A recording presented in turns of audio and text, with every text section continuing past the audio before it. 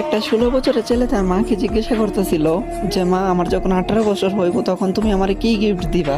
তখন তার মা মিষ্টি কণ্ঠে বলতেছিল, বাবা তোমার যখন 18 বছর বয়স হইব তখন তুমি চাই আলমারি খুইলো, ওইখানে তোমার গিফটটা রাখা থাকবো। কিছুদিন যাইতে না যাইতে এই ছেলেটা অসুস্থ হয়ে পড়লো।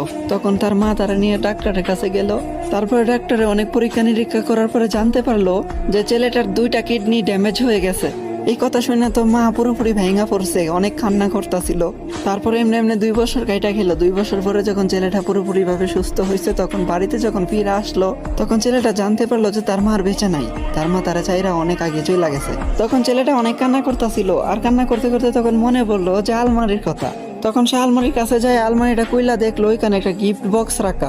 যখনই গিফট বক্সটা ওপেন করলো তখনই দেখলো ওইখানে একটা চিঠি রাখা।